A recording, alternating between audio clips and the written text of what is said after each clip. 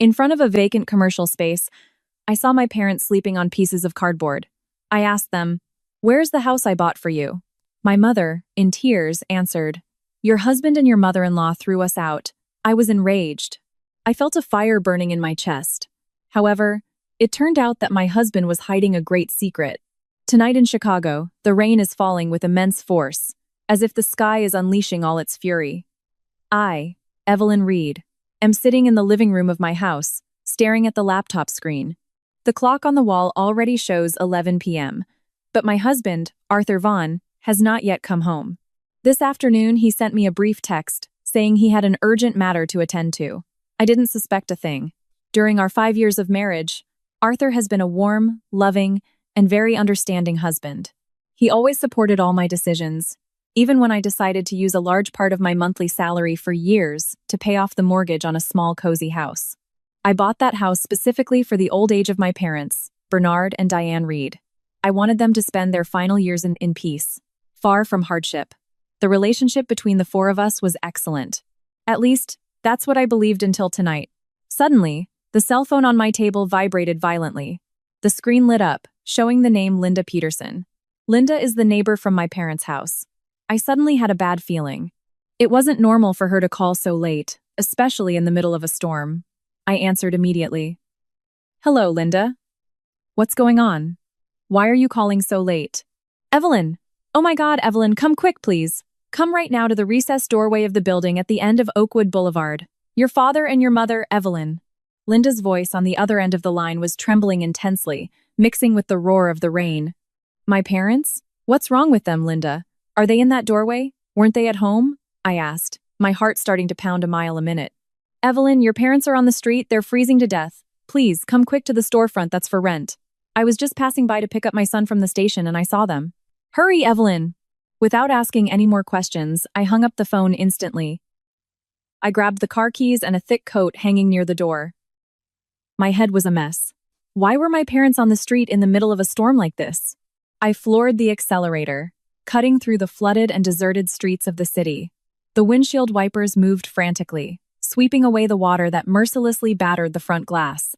The drive from my house to Oakwood Boulevard usually takes about 20 minutes, but tonight it felt like hours.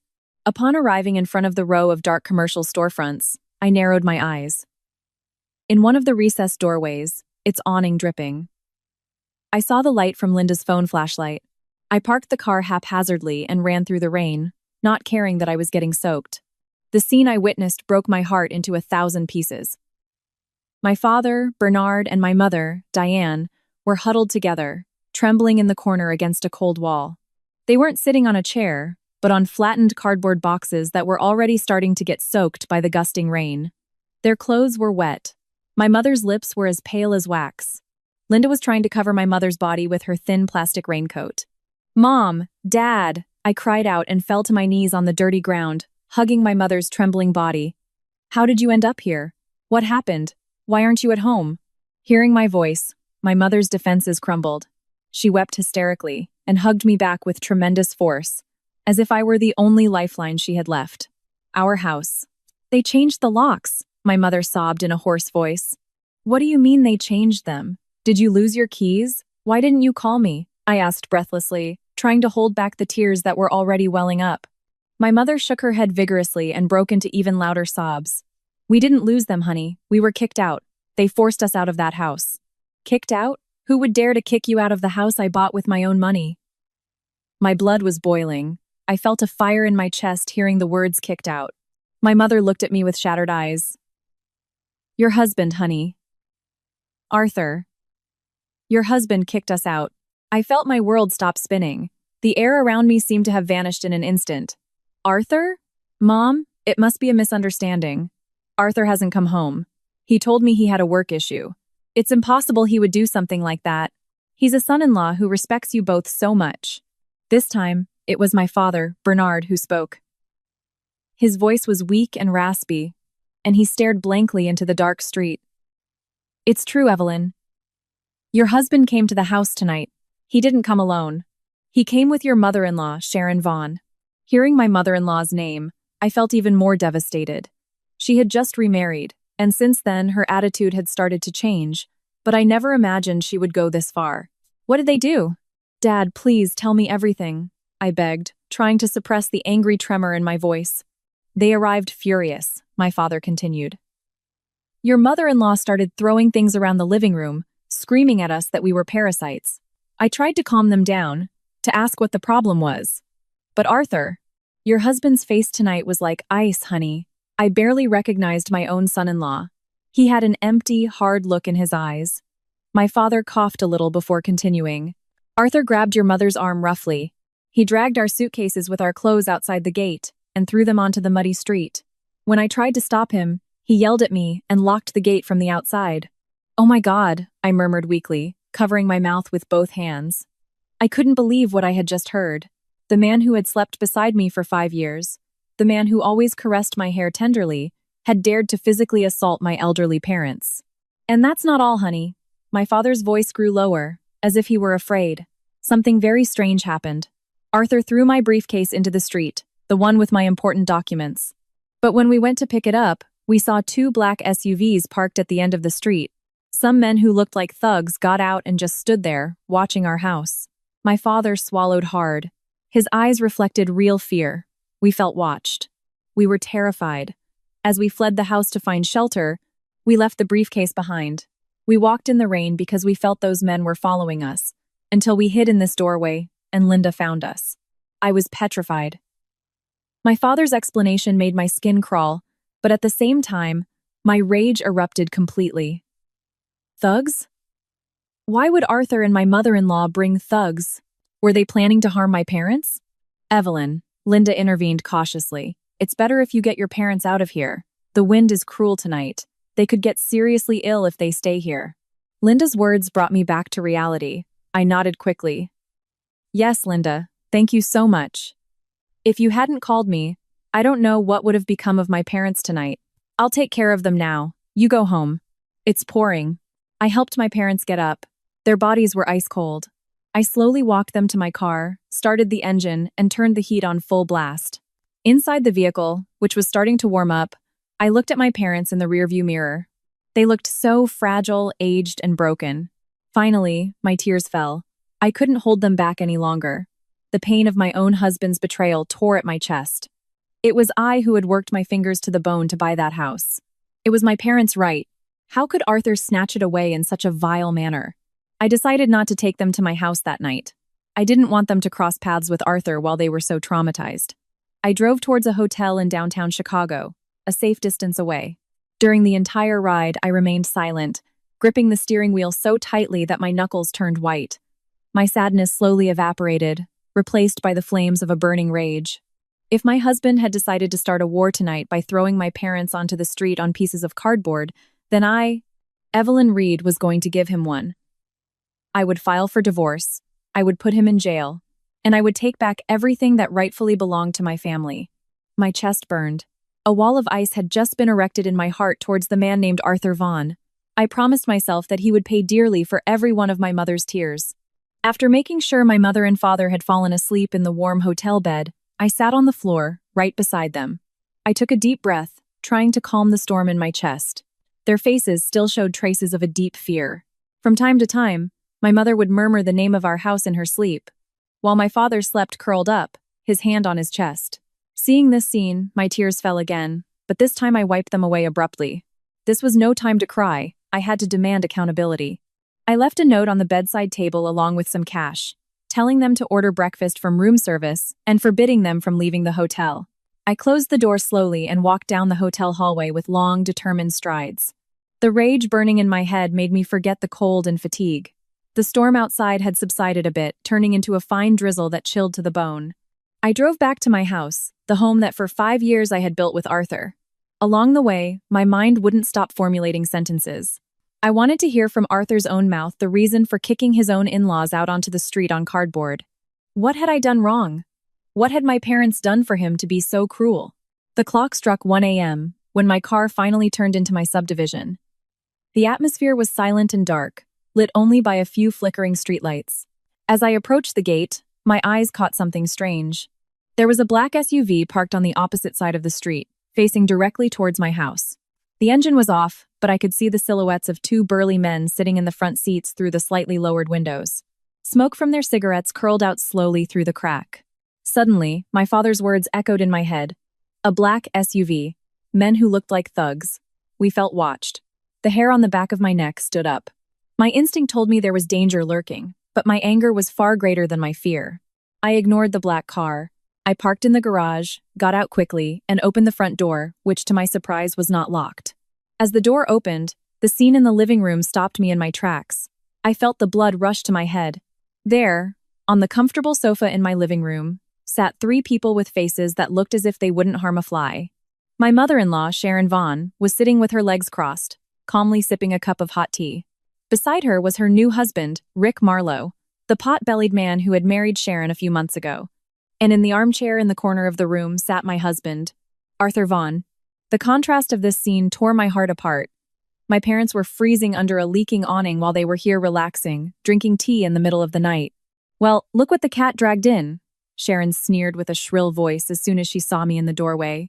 She placed her cup on the glass table with a thud, causing a loud clink. I ignored Sharon. My gaze was fixed directly on Arthur. I took a few steps towards him, demanding an explanation. "Arthur," I called him in a trembling voice, containing my rage. "Explain to me right now what you just did to my parents tonight." Arthur slowly lifted his face. My heart sank as I looked into his eyes. Those eyes that used to look at me with such warmth and love were completely empty, cold. There was no regret, no panic, no empathy. His face was as expressionless as a wall. He looked at me for a moment, then looked away and back at the floor without saying a single word. "Arthur, answer me!" I screamed, unable to contain myself any longer. I took a step forward, almost grabbing him by the shirt collar. "You dragged my mother outside. You threw my father's clothes into the street. What is wrong with you? They are my parents. Parents who have loved you like a son." Instead of Arthur answering, Rick Marlowe let out a chuckle, a deep, contemptuous laugh. The middle-aged man leaned back comfortably on the sofa, looking me up and down with disdain. "You're a career woman with an education, but you're acting like street trash, Evelyn," Rick said calmly, rubbing his chin. "Your husband is quiet because he's fed up with your family's behavior. Your parents are just freeloaders occupying a luxurious house, while your husband breaks his back every day. What's wrong with Arthur taking back what is rightfully his?" "What are you talking about?" I shot back fiercely, glaring at Rick. "I bought that house. I saved my salary for 5 years. Arthur didn't put a single penny towards that mortgage. You have no right to touch that house, much less to kick out the people who live in it." Sharon jumped up, her face flushed with rage. "How dare you shout at my husband? Listen, Evelyn, you are Arthur's wife. Everything you earn after getting married also belongs to your husband. Besides, I'm sick and I need money for my treatments. Before that house is occupied by 2 useless old people, it's better to empty it, sell it, and use the money for our family's needs." I was dumbfounded. What kind of logic was this woman using? I used to respect Sharon, but since she married Rick, her true greedy nature had become evident. "You're completely insane," I hissed. "You are heartless monsters." "And you, Arthur." I turned to him. I finally broke down in tears, but it wasn't a cry of sadness, but of desperation at seeing the man I loved turn into a statue of ice. "Arthur, please, look at me. Tell me this wasn't your idea. Tell me. Are they threatening you? Did they force you?" My voice weakened, pleading for a ray of hope, trying to find a crack of truth behind my husband's silence. Arthur finally looked at me, clenched his jaw, and stood up from the chair. His tall, sturdy figure was now very intimidating. "Go back to the hotel, Evelyn. Don't make a scene tonight." "My decision is final," Arthur said in a low voice. His tone was icy and sharp. "That house is going to be emptied. Your parents cannot go back there." His coldness finally hit me full in the face. Arthur's words were a devastating blow that shattered the remnants of my hope. My husband had truly sided with the evil of his mother and stepfather. He had betrayed me. He had destroyed my trust. I took a step back. A bitter laugh escaped my lips as I realized how stupid I had been all this time. "Fine," I said softly, but firmly. I looked at Rick, at Sharon, and at Arthur, one by one. "If this is what you want, fine. But listen to me carefully. Do you think I'm going to stand by and watch you throw my parents onto the street like trash? You are completely mistaken." I turned and went to the master bedroom. I yanked open the closet, pulled out a medium-sized suitcase, and threw in some work clothes, important documents, and my personal items. My hands were trembling with rage. Arthur stood in the doorway, watching me pack without making any attempt to stop me. His silence tore at my heart far more than my mother-in-law's insults. When I closed the suitcase, I dragged it out of the room. Rick and Sharon were still on the sofa, watching me with cynical and arrogant expressions, as if they had just won a great battle. I stopped right at the front door. I looked one last time at those three human beings in the living room. "Arthur, as of tonight, consider me no longer your wife," I said in a voice that echoed in the silent room. "And as for you two," I looked at Rick and Sharon with a murderous glare, "I'm going to hire the best lawyer in Chicago. I will take you to court. I will make sure you don't see a single cent from that house, and I will make you rot in jail for extortion. We'll see who has the last laugh." Without waiting for their response, I turned and slammed the door with brutal force. The sound shattered the silence of the night. The cold air greeted me instantly. As I dragged my suitcase through the drizzle, my eyes unintentionally glanced towards the street opposite. The black SUV was still there. Suddenly, the car's headlights turned on, pointing directly at me like a silent threat. I didn't care. I looked away, got into my car, and started the engine. As I stepped on the accelerator, driving away from the house that now seemed like a hell, I wiped away the last of my tears. From this second on, there was nothing left of the sweet and gentle Evelyn. I was going to war, and it would start tomorrow morning. The morning sun's rays filtered through the hotel room curtains, dazzling my eyes that hadn't been able to close all night. I was sitting in a chair by the window, watching the city streets begin to awaken. The cup of coffee I had ordered from room service had gone cold hours ago. My mind was racing, replaying the cold face of my husband from the night before. I looked towards the bed. My parents were already awake. They were silently eating the toast and coffee I had ordered for them. With a lost look, my mother's eyes were still swollen and red, while my father looked very tired, as if he had aged 10 years in a single night. I got up and went to them. I sat on the edge of the bed, taking my father's and mother's hands alternately. Their hands were still cold. "Dad, Mom," I called them sweetly, forcing the most convincing smile I could manage. "Today, I'm going to start fixing everything. You don't have to be afraid anymore. Stay in this room. Don't open the door for anyone but me. I've already arranged everything with the hotel for your food and drinks. I promise you, we will get that house back." My father looked at me with teary eyes. "Evelyn, just let it go, honey. Don't confront them. I'm scared. Those men who looked like thugs last night, their stare was terrifying. Let's just consider the house lost. The important thing is that you are safe, honey." "No, Dad," I replied firmly, shaking my head slowly but surely. "That is your house. The deed is in your name. I bought it with my own sweat for your old age. They have no right to a single cent. Don't worry about those thugs or their threats. We live in a country with laws. I know exactly what I have to do." After making sure my parents felt a little more at ease, I showered and changed my clothes. I put on some light makeup to hide the dark circles under my eyes. Today, I couldn't look like a weak victim. I had to look like a warrior ready for combat. My only destination this morning was the law firm of Stern and Associates. I had already contacted an old friend who worked in the legal sector, and he had recommended a name, Rebecca Stern. Rebecca was known as a very aggressive and intelligent civil and criminal lawyer who never backed down from intimidation, exactly the profile I needed right now. Upon arriving at Rebecca's office, located in a luxurious office building in the Loop, I was shown directly to her office. Rebecca Stern greeted me with a firm, confident handshake. She was a woman in her early 40s, dressed in a dark gray power suit, with short, perfectly styled hair and an eagle's gaze behind her black-framed glasses. "Sit down, Evelyn," Rebecca said, pointing to the chair across from her desk. "I've read the broad strokes of your problem from the email you sent me in the middle of the night. A forced eviction by a husband and in-laws is a classic, but it's always outrageous." I took a deep breath and began to tell her everything in detail, from the timeline of the house purchase and the registration of the deed in my father Bernard Reed's name, to the events of the previous night. I also told her about my mother-in-law's new husband, Rick Marlowe, and the gang of thugs in the black SUV who were stalking my parents. Rebecca listened attentively without interrupting for a second, jotting down several important points in her notebook. When I finished, she put down her pen and looked at me intently. "There's something that doesn't add up here, Evelyn." Rebecca broke the silence. Her voice was deep and authoritative.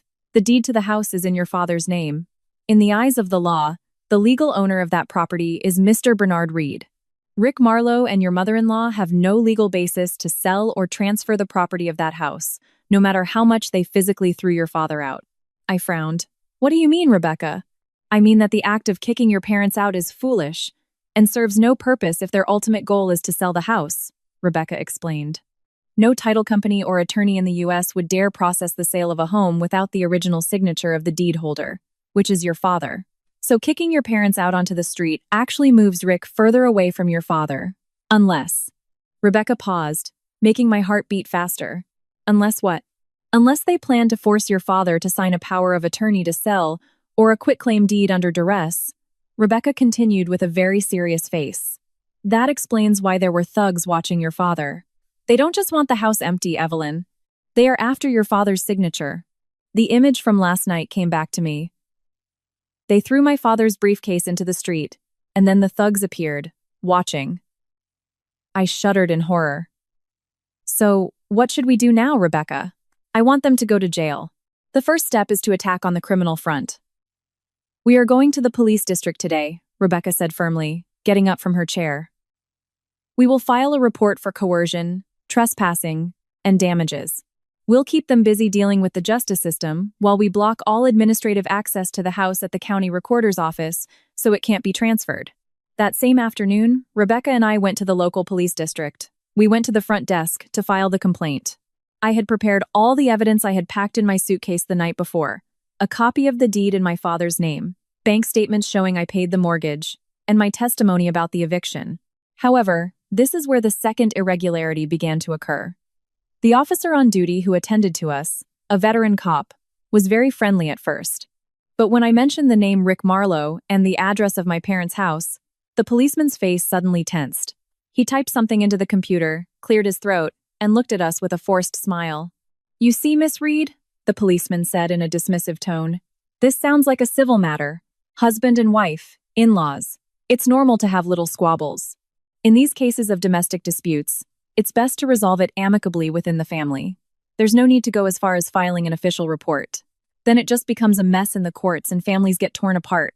Rebecca immediately slammed her hand on the officer's desk, causing several people in the room to turn around. "This is not a simple domestic issue, officer." Rebecca's voice rang out sharply, making the policeman flinch. "My client is reporting acts of thuggery, the forced eviction of elderly people in the middle of the night, and the usurpation of a dwelling. That falls under the criminal code for coercion and trespassing. The legal owner of the house is Mr. Bernard Reed, and he was forcibly expelled from his own home. You, as a police officer, are obligated to process this report, or I will report you to Internal Affairs today for refusing to take a citizen's complaint." The policeman seemed to become uncomfortable and started to sweat. After a heated argument for half an hour, and after Rebecca pressured him with several legal warnings, the officer finally, and reluctantly, typed up our report. We left the precinct in the afternoon with the report receipt in hand. "We've won the first battle," I said, relieved, as we walked towards the car in the parking lot. But Rebecca wasn't smiling. Her face, in fact, looked increasingly tense. "Don't celebrate just yet, Evelyn. You saw the officer's attitude. He tried to reject the report not out of laziness, but because something was holding him back. My gut tells me our report is going to get buried in some detective's drawer." Rebecca's premonition turned out to be true, and much worse than I had imagined. 3 days passed since we filed the report. I spent the time working from the hotel room while accompanying my parents, who were still traumatized. Arthur had not contacted me at all. Not a message, not a call. That man had truly written me off. My heart, which at first felt pain, had now completely frozen over. On the 4th day, my phone rang. It was Rebecca, asking me to come to her office urgently. There was a tone of urgency in her voice. When I arrived at her office, Rebecca's desk was covered with scattered documents. She was standing with her back to me, looking at a whiteboard on the wall that contained the names Arthur Vaughn, Sharon Vaughn, and Rick Marlowe. "Sit down, Evelyn. I have bad news," Rebecca greeted me without ceremony, turning towards me. I sat down with a racing heart. "What is it, Rebecca?" "They've rejected our report," Rebecca sighed in frustration, throwing a brown folder onto the desk in front of me. "And what's worse, they've shelved it. The police claim there isn't enough evidence of a crime because Arthur is registered as part of your family and has legal access to the house." "But that's a lie. I hired a private investigator to look into who this Rick Marlowe really is." I opened the brown folder. Inside were several printed photos and a report on Rick's background. According to his background check, Rick Marlowe is just a self-employed contractor, Rebecca explained, pointing to the document. Your mother-in-law, Sharon, probably thought she was marrying a man with money. However, my team's findings show that Rick has no legitimate business. His official bank accounts are at zero. But Rick has strong ties to the criminal underworld. He's backed by immense financial power and dark connections. I looked at Rick's photo with mixed feelings. That ridiculous pot-bellied man who seemed so unpleasant had connections to the mob. How was that possible? So, is it this powerful man behind Rick who pressured the police not to process our report? Rebecca continued in an indignant tone. That same connection is what's funding the thugs who are watching your father's house. The question now is, why would this criminal network bother protecting a nobody like Rick just to take over a modest house owned by your father? Rebecca's question made my brain work at top speed. The pieces of this puzzle were all wrong. The house I had bought for my father was not a multi-million-dollar mansion. It was just a modest townhouse on the outskirts of the city. Why would Rick mobilize thugs and use such high-level contacts just for that house? Rebecca, I said softly, my voice almost trembling as a terrifying conclusion formed in my head. You said before that they couldn't sell the house or get a mortgage on it without my father's original signature, right? Exactly, Rebecca nodded firmly. And on the night of the eviction, my father's briefcase with his documents was thrown into the street, and then the thugs appeared, watching, I murmured, staring at the whiteboard. If they really wanted my father's signature, why did Arthur kick my father out of the house and throw his things into the street? Didn't that just make my father escape their surveillance? The room fell into a sudden silence. Rebecca looked at me with wide eyes, realizing where my thoughts were headed. There was a huge wall blocking my view, and behind that wall hid a very dark secret. If Rick needed my father's signature, they should have kidnapped him inside the house that night, not kicked him out. The eviction made no sense for Rick's plan. So, why did my husband do it? Why did Arthur brutally drag my parents out that night? Was my husband really Rick's ally? Or was there something Arthur was trying to stop? The wall of ice in my heart began to crack with a small, terrifying doubt. I looked at Rebecca with a sharp gaze. Rebecca, I said in a cold, determined voice, we have to find out what really happened that night at my house. I don't care who is protecting Rick Marlowe. I'm going to destroy them all.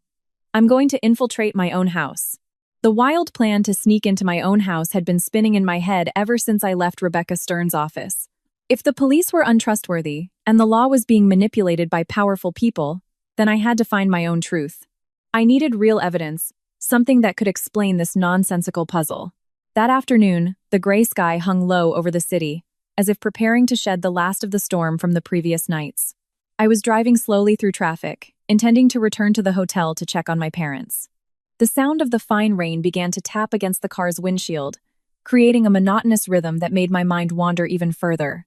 Suddenly, the ringtone of the cell phone on the dashboard broke the silence. I looked at the screen. It was an unknown number. At first, I hesitated to answer. Ever since Rebecca mentioned that Rick Marlowe had mob connections, I had become very paranoid.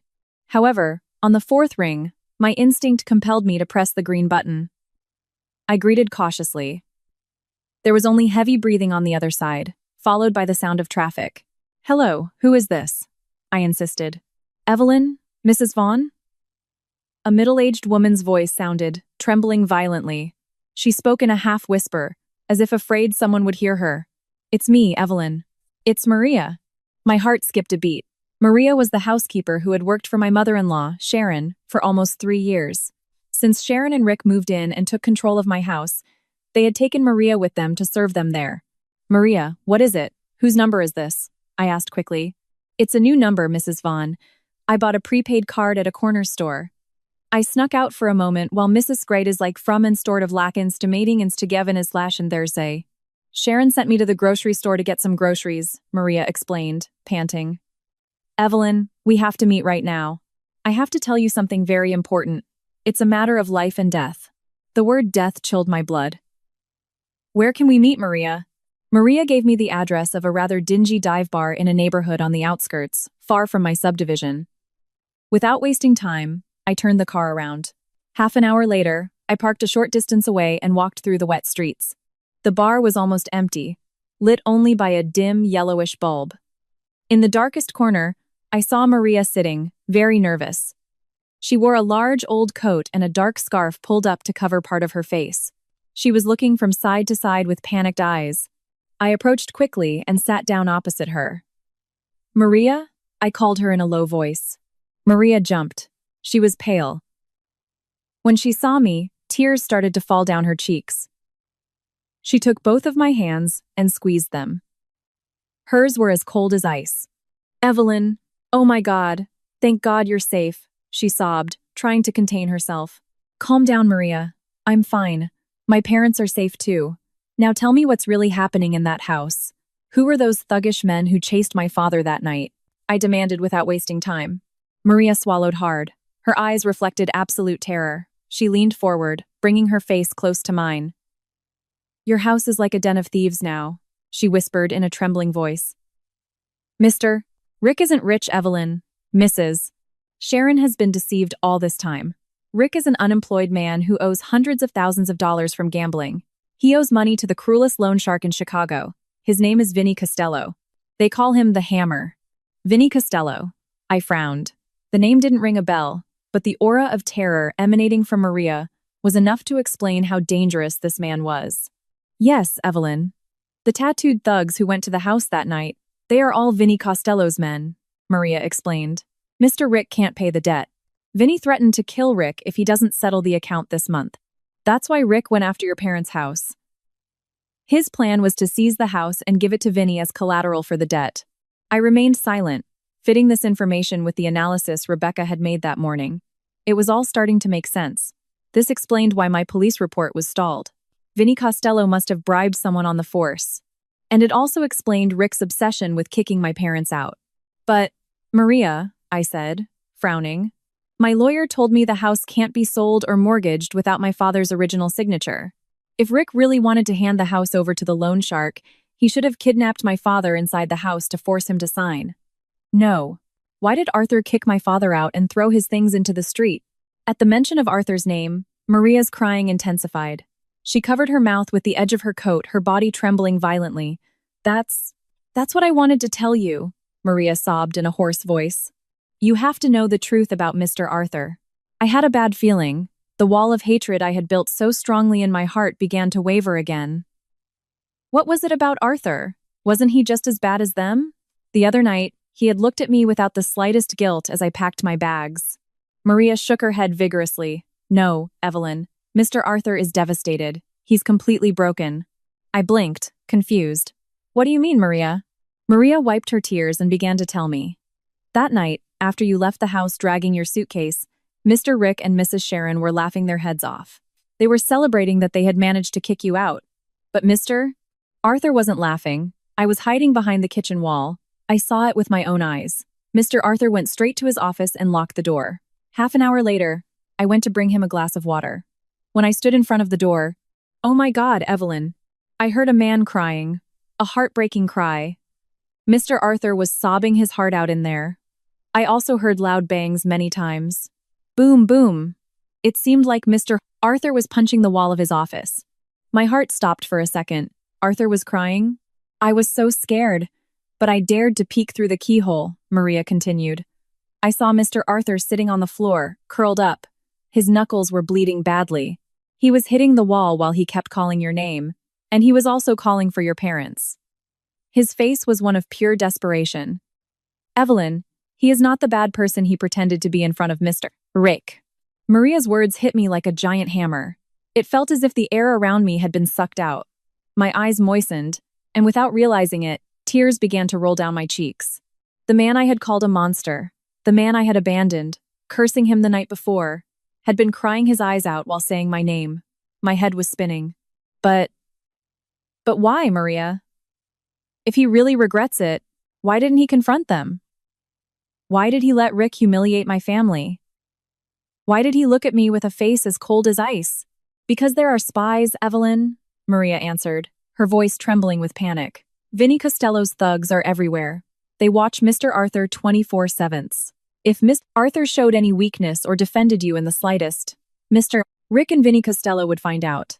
And if they found out that Mr. Arthur was not on their side, Vinny Costello wouldn't hesitate to end his life and your parents' lives out there. That insane puzzle was finally solved.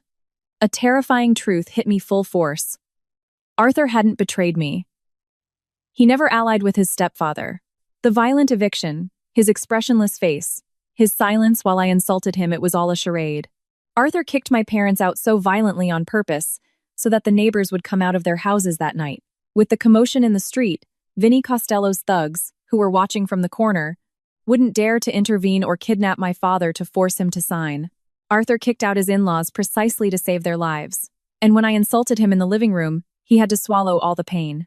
He let me hate him so that Rick would believe our marriage was completely destroyed. My husband sacrificed his honor. He endured the hatred of the woman he loved most just to ensure that I could get out of that hellish house safe and sound. "Oh my God, Arthur," I stammered, covering my face with my hands. I broke down crying in the middle of that noisy neighborhood bar. An immense guilt crushed my chest. I felt like I couldn't breathe. I had left my husband alone in the lion's den. "Evelyn, Mr. Arthur is in great danger right now," Maria whispered, pulling me from my crying. "This morning, I heard Mr. Rick talking on the phone. Vinny Costello has lost his patience because they still don't have the signed deed. Mr. Rick suspects that Mr. Arthur is hiding something in that locked office. He plans to force the door open tomorrow at noon when they send Mr. Arthur out of town." I immediately lifted my face and wiped my tears abruptly. My eyes, which were previously crying with sorrow, now burned with a new determination. "Arthur's office," I confirmed. "Yes.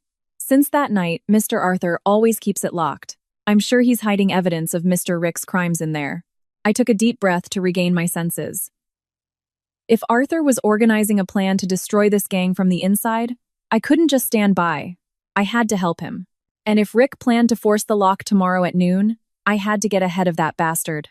"Maria," I said, my voice now cold and very focused. "Do you know Rick and my mother-in-law's schedules for tomorrow? Tomorrow at 10, Mrs. Sharon has lunch with her friends from the club. Mr. Rick will take her and wait for her there. The house will be empty, at least until 1. Only the thugs watching from the front porch will be there," Maria answered quickly. "Perfect." I sketched a faint smile, a cynical smile I had never shown before. "Maria, I need your help tomorrow morning. Open the back door to the kitchen. Don't let the thugs in front see you. I'll sneak inside. I'll grab whatever Arthur is hiding in his office before Rick gets his hands on it." Maria seemed to hesitate and was very pale, but when she saw the lack of fear in my eyes, she nodded slowly. That night, I no longer cried for my fate. My fear had disappeared, replaced by a brutal injection of adrenaline. Rick Marlowe and his cronies had chosen the wrong enemy. They thought they had managed to separate and destroy my family. They didn't know that the next morning, this wife they thought was defeated would come in through the back door to destroy them all. That morning was much colder than usual. The sky was still covered with dark gray clouds, leaving a penetrating dampness from the remnants of the night's rain. I stood in front of the hotel room mirror, looking at my own reflection. My eyes, previously swollen, now projected a sharpness I didn't know I had. I pulled my hair back into a high, tight ponytail. I dressed all in black, a long-sleeved shirt, dark jeans, and comfortable running shoes. Today, I was not an office executive or a daughter crying over her parents' misfortune. Today, I was the wife who was going to snatch her husband back from criminals. Before leaving, I made sure my parents were still sound asleep, thanks to the mild sedatives the emergency doctor had prescribed the night before. I left them a note on the bedside table, reminding them not to open the door for anyone. As soon as I left the hotel, I called Rebecca Stern while driving towards my neighborhood. "Hello, Evelyn. It's strange for you to call so early. Any news?" Rebecca's voice sounded hoarse on the other end of the line. It was clear she had just arrived at her office. "Rebecca, I'm sneaking into my house this morning," I blurted out without ceremony, getting straight to the point. The sound of a chair being dragged abruptly was heard. "What? Are you crazy, Evelyn? Don't do anything stupid. It's too dangerous. Rick Marlowe is not just a simple con man. He's escorted by hitmen on Vinny Costello's payroll. If they catch you, you're risking your life. We can find another legal route. The law isn't moving fast enough, Rebecca, especially when they've already bought the police," I responded harshly, gripping the steering wheel. "I've obtained vital information through my housekeeper. It turns out my husband kicked my parents out to save them from being kidnapped by the thugs that night. He's hiding important evidence in his office. And this afternoon, Rick plans to force the lock." A long, deep sigh came from Rebecca. "God, so your husband is playing double agent in his own home. That's insane. But Evelyn, sneaking into a house watched by thugs is still suicide. Let me send my investigation team there." "There's no time, Rebecca. If a stranger enters, those thugs will immediately become suspicious. It's my house. I know every corner. I know which doors don't creak. I know where Arthur hides his things. Please, Rebecca. I just need you to be on standby. If something happens to me in the next 2 hours, mobilize whoever you need to my house. Rebecca was quiet for a long time. I knew she was weighing the risks as a professional lawyer, but she also knew she couldn't stop me. All right, 2 hours. If I haven't heard from you by 12, I'll call my contacts at police headquarters to raid the house. Screw their superiors. Be very careful, Evelyn. Thanks, Rebecca, I said and hung up. At 9:30, my car entered the back streets behind my upscale gated community. I purposely didn't enter through the main gate, as I was sure Vinny's cronies would be watching the entrance. I parked the car in the lot of a small health clinic about 500 yards from the back wall of the gated community. I got out, took a deep breath, and started walking through narrow, muddy, damp-smelling alleys. My sneakers sank into mud puddles several times, but I didn't care. I kept my gaze fixed forward, counting every turn according to the neighborhood map I knew by heart. Finally, I reached the high wall that separated the normal streets from my gated community. Right in front of me was a small iron service gate that the landscaping crew normally used. My heart was beating faster and faster, pumping adrenaline through all my veins. I pushed the iron gate slowly. It wasn't locked. I slipped through and found myself in the back alley of the luxurious houses, right behind the kitchen wall of mine. Everything was completely silent. The only sound was the rustling of the bamboo leaves we had planted in the backyard. I moved stealthily towards the wooden kitchen door. With a slightly trembling hand, I grabbed the knob. As promised, Maria hadn't locked it. Click. The door opened without a sound. I entered the house I had lived in for 5 years, but which today strangely felt like a haunted house, a foreign place. The air smelled of a strong mixture of cheap cigars and cloying air freshener. It was surely Rick Marlowe's doing. Evelyn, I jumped. Maria suddenly appeared from behind the refrigerator. She was pale as a ghost and trembling. She quickly grabbed my arm and dragged me to hide behind the kitchen partition that couldn't be seen from the living room. I was dying of fear that you wouldn't come, Maria whispered in a trembling voice. Have Rick and my mother-in-law left yet? I whispered back. Yes, just 10 minutes ago. Mr. Rick took Mrs. Sharon to the club. But you have to be very careful. There are 2 big thugs watching on the front porch. They're playing cards and smoking, but they have good ears. Don't drop anything, she warned. I nodded firmly. Where's Arthur now? This morning, Mr. Rick ordered him to go to Toledo to sort out some documents. He says he won't be back until the afternoon, so his office is empty right now. But Mr. Arthur locked it from the outside. It's okay. Go back to your room, Maria. Act like nothing's happening. I'll handle the rest. Thank you so much. I gave her a gentle pat on the shoulder. Maria nodded quickly and disappeared towards the service area. I took a deep breath, steeled myself, and slowly left the kitchen. I was barefoot, so my steps wouldn't make a sound on the granite floor. Every time I passed a window, I crouched down so I wouldn't be seen from outside. The house was silent, but the tension in the air was so thick you could almost cut it. I walked down the short hallway towards Arthur's office, located near the living room. When I reached the carved oak door, I tried to turn the knob. Rick probably thought this door would be hard to open without breaking it down, but he didn't know the little secrets between my husband and me. Arthur was a very forgetful man. He often left his keys inside and got locked out.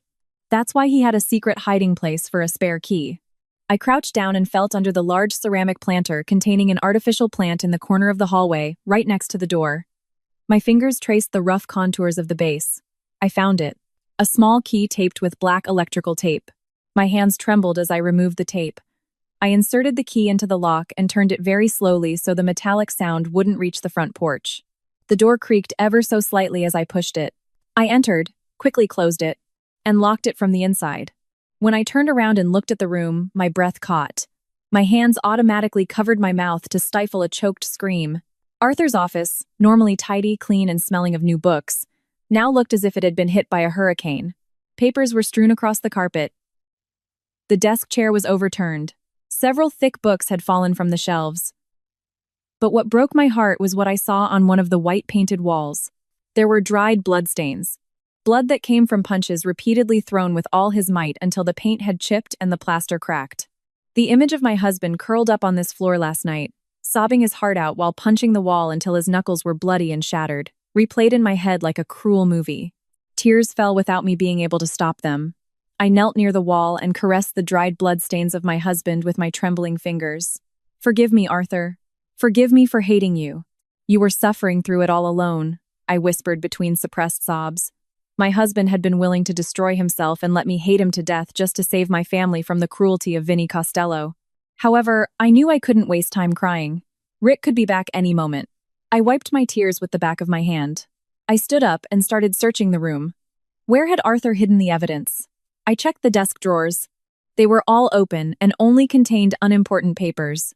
Rick must have already searched this part. I went to the bookshelf. I pulled out a couple of thick books in case they had a hollowed-out section. Nothing. I looked behind a landscape painting, hoping to find a wall safe, but nothing. I started to break out in a cold sweat. Time was passing. My heart was beating faster and faster. Think, Evelyn, if you were Arthur, where would you hide something that could kill you if the enemy finds it? I muttered to myself. I closed my eyes, trying to search my memories of my husband, his quirks, his stories, his favorite objects. Suddenly, I remembered something that happened 3 years ago. Arthur had just bought an antique solid wood desk at an antique fair. He was very proud of that piece of furniture. Once, he sat me on his lap, turned the bottom drawer upside down, and showed me a secret compartment hidden behind a wooden panel. "This is your secret agent's hiding spot, honey. Only the two of us know about it," he had joked. I opened my eyes with a jolt. I crawled under the antique desk. I pulled the last drawer completely off its rails and set it on the floor. I stuck my head into the empty space of the furniture and turned on my phone's flashlight. On the upper part of that space was a flat wooden panel that seemed to be part of the desk's structure. I pressed hard on one of the panel's corners. Click. The wooden panel dropped down, revealing a small hidden compartment. I stuck my hand into that dark space.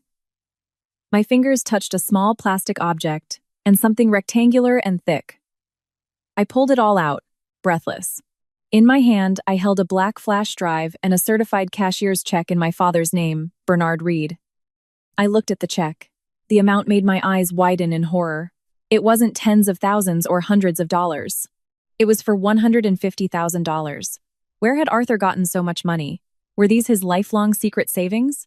No wonder Rick was desperate to find this evidence. This money was more than enough to save the house or even to use to flee as far away as possible. And this flash drive surely contained the evidence linking Rick to the loan shark Vinnie Costello.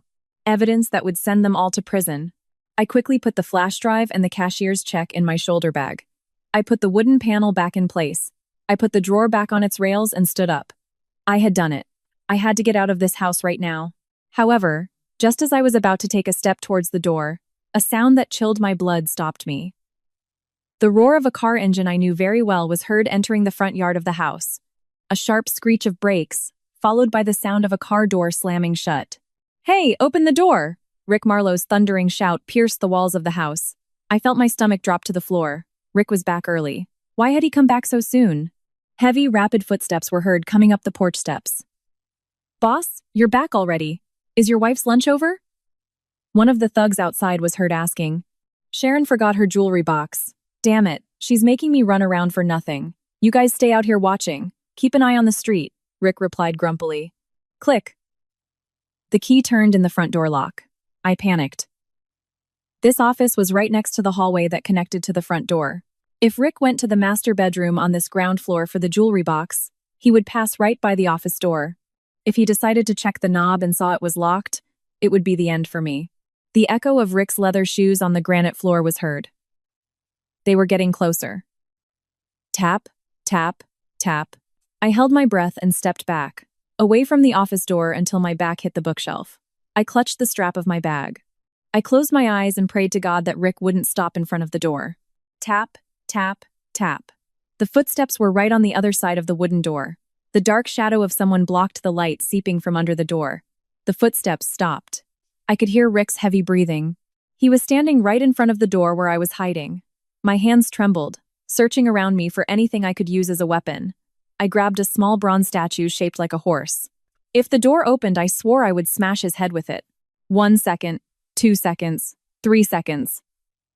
That silence felt like hellish torture. Suddenly, a cell phone rang outside. Rick let out a grunt. I heard him answer. "Yeah? Yes, I'm getting the jewelry now." "You nag about everything, Sharon," Rick yelled into the phone. His footsteps sounded again, but But this time they were moving away from the office and turning towards the master bedroom on the other side of the hall. Tap, tap, tap. The sound faded into the room. This was my chance. Without a second thought, I turned the key from inside the office. I opened the door slowly and darted out. I ran on tiptoes at the speed of light down the hallway. I entered the kitchen and pushed open the back door. As soon as my feet hit the wet lawn of the garden, I ran as fast as I could towards the small iron gate in the wall. I was breathing heavily, and my lungs were burning. I crossed through the iron gate and kept running through the alley of that working-class neighborhood. I didn't care that my sneakers sank into the mud, dirtying my jeans. I kept running like a madwoman, looking back to make sure no thugs were following me. Finally, I saw my car parked at the health clinic. I pressed the remote button with a very shaky hand. I opened the door, threw myself onto the driver's seat, and locked the doors instantly. I dropped my head on the steering wheel, taking deep breaths, gasping for oxygen. My heart was beating so hard my ears were ringing. I was soaked in a cold sweat. I laughed weakly between gasps, a laugh of relief mixed with the remnants of fear. I had done it. I caressed my shoulder bag, feeling the bulk of the flash drive and the cashier's check. The mystery of my husband's silence and Rick Marlowe's crimes were now in my possession. I started the engine, stepped on the accelerator, and sped out of there. On the way back to the hotel, I looked at the passenger seat where my bag rested. The wall of hatred I had built towards Arthur the night before had completely collapsed. In its place, a burning fire of determination to fight back consumed me. Rick Marlowe, my mother-in-law, and Vinnie Costello thought they could mock the law, steal my parents' rights, and destroy my husband. They didn't know the hurricane that was about to hit them tomorrow. Now I had all the pieces of the puzzle, and it was time to turn the tables. I parked in the hotel's underground garage, my breath still a little ragged. My hands gripped the steering wheel so tightly my knuckles were white. I needed a good 5 minutes just sitting in the car to stabilize my heart rate and process the fact that I had managed to get out of that house alive. When I felt calm enough, I quickly went up to my room. As I opened the door slowly, I saw that my parents were still sound asleep under the effect of the pills. Their faces looked much more peaceful than yesterday. I sighed in relief, locked the door, and walked quietly to the small desk in the corner of the room. I took the laptop out of my backpack, turned it on, and put on my headphones so that any sound wouldn't wake my parents. With my hands still trembling slightly, I took the black flash drive out of my bag and plugged it in. The screen showed a folder that opened immediately. There was no password, no layers of security. Arthur had left it unencrypted, so that whoever found it he must have hoped it would be me could access it instantly. Inside the folder were dozens of MP3 audio files, with names indicating date and time. There were also photos of bank statements, but my eyes went straight to the file at the end of the list. Its name made my chest tighten instantly.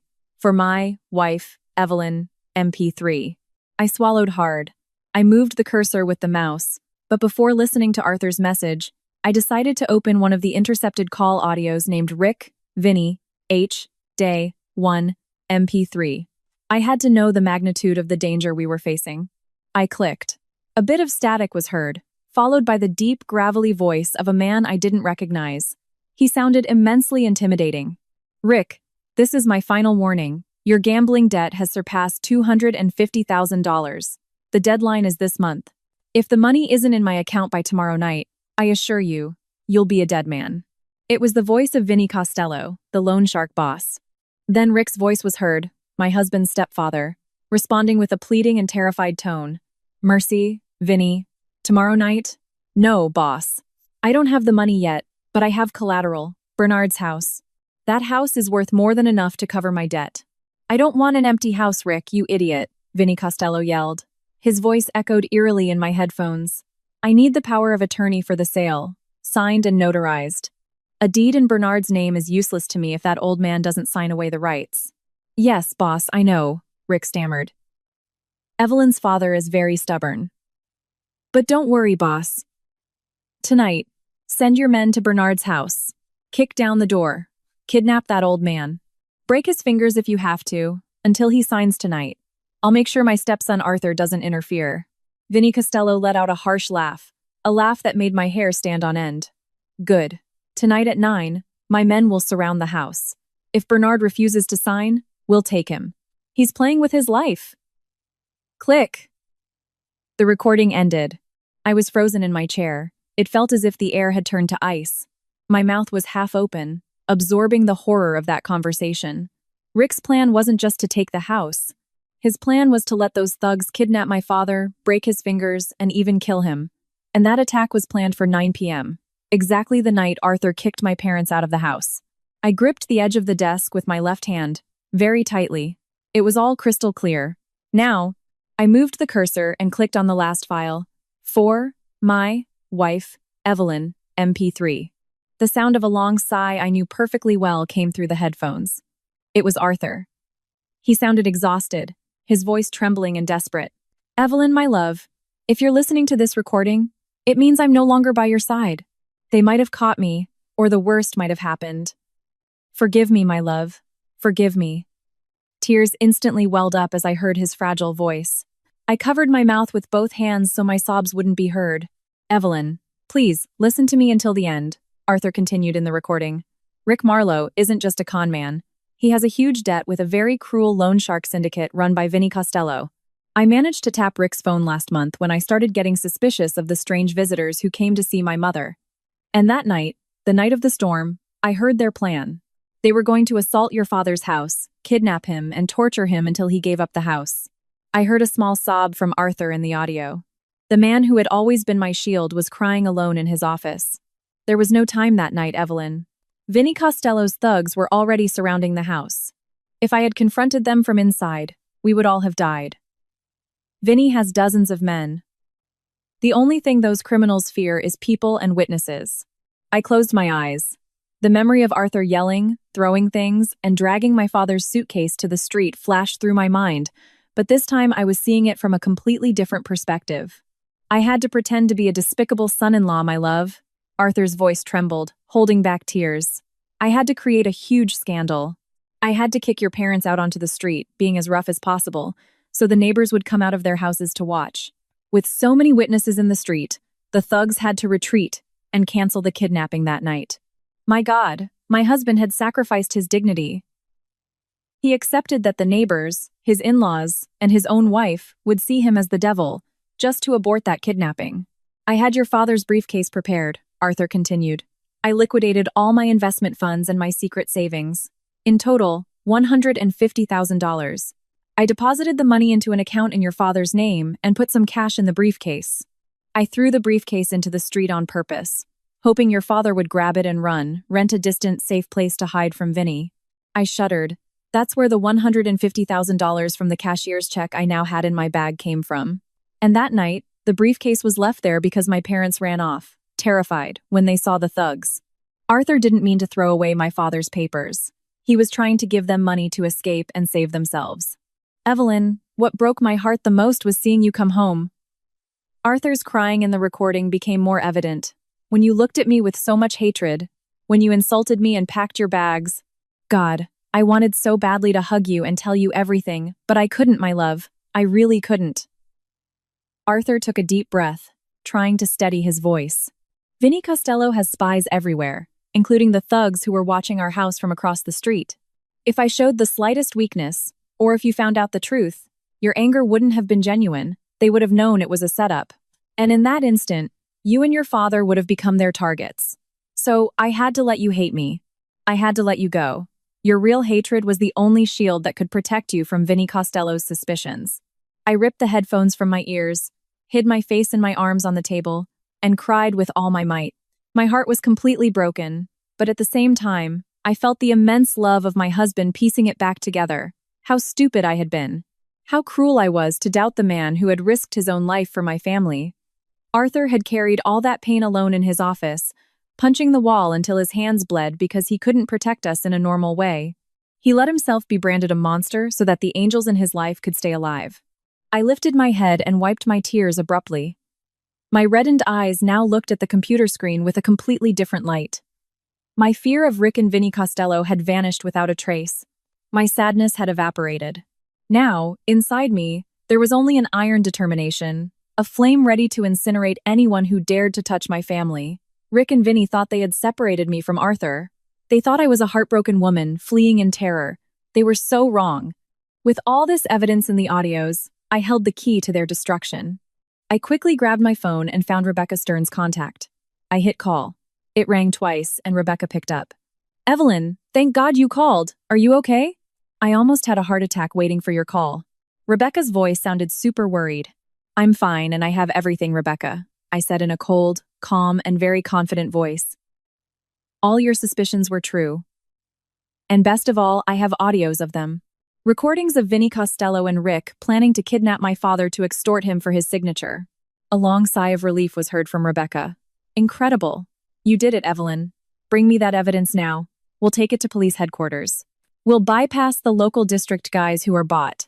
No, Rebecca. I cut her off quickly. No? What do you mean? We have solid evidence now, she protested. Illegal phone recordings made without a court order can serve as a clue, but Rick and Vinny's lawyers could invalidate them in a trial. They have a lot of money, Rebecca. They can claim the audios are manipulated. We need something more conclusive. And what do you have in mind, Evelyn? Rebecca asked, getting serious, noticing the change in my attitude. I looked at my computer screen, at the name of my husband's file. I wasn't going to let his sacrifice be in vain. Rebecca, please, come to my hotel right now, I ordered firmly. Bring all the legal documents we need and call that contact at headquarters you mentioned. Tell the police we are not filing a report. Then what are we giving them? She asked, confused. I managed a half smile, the smile of a predator about to pounce. We're going to serve them a crime in progress on a silver platter. Tomorrow morning, I'm taking my father back to the house as bait. We're going to draw Rick and Vinny Costello out of their den. Less than 30 minutes after my call, Rebecca Stern arrived at my hotel room. She came in panting, her gray jacket slightly damp from the drizzle, a black briefcase in her hand.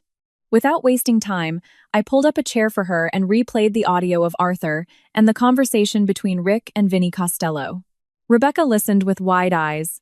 That tenacious lawyer, who was always calm and had an answer for everything, sat rigid and immersed in silence. She covered her mouth with her hand upon hearing Arthur's sobs at the end of the recording. "Oh my God," Rebecca murmured. When the recording finished, she leaned back in her chair, rubbing her temples, which had just started to throb. I've handled hundreds of divorce cases and family disputes, Evelyn, but your husband's sacrifice is on another level. He risked his own life and his sanity. I nodded slowly. My chest still felt tight, but my determination was unbreakable. Exactly, Rebecca. That's why I can't let his effort be in vain. We can't base everything on these recordings alone. Vinny Costello has enough money to hire very cunning lawyers who would twist the facts in court. We need irrefutable proof. We need to catch them red-handed. Rebecca leaned forward, looking at me very seriously. Evelyn, a sting operation to catch a crime in progress is no small feat. That's police jurisdiction. And as you well know, the local district is corrupt. They shelved the report. Who do we ask for help for such an operation? I looked back at the screen. Earlier, while waiting for Rebecca, I had thoroughly reviewed the contents of the black flash drive. Among all the audio files, I found a small text document named emergency contact.txt. I clicked on it and showed it to Rebecca. It had only 2 sentences. If something happens to me, contact Detective Frank Miller of the Organized Crime Division at 312-555-XXXX. He is the only cop who knows my plan and is completely trustworthy. Detective Frank Miller, Rebecca read, frowning. That name sounds familiar. He's an officer with the Violent Crimes and Gang Enforcement Unit. He has an impeccable reputation, a specialist in organized crime. If your husband was collaborating with him, this is no joke. I'm calling him right now, I said firmly. I grabbed my phone, copied the number, and called. I put it on speaker so Rebecca could listen. It rang for a while. On the 5th ring, someone answered. Yeah, this number isn't public. A gruff, sharp voice responded from the other side. Hello. Good afternoon. Am I speaking with Detective Frank Miller? I asked, trying to keep my voice from trembling. The same. Who is this? My name is Evelyn Reed. I'm Arthur Vaughn's wife, I replied decisively. An absolute silence took over the call. For a few seconds, only the detective's deep breathing could be heard.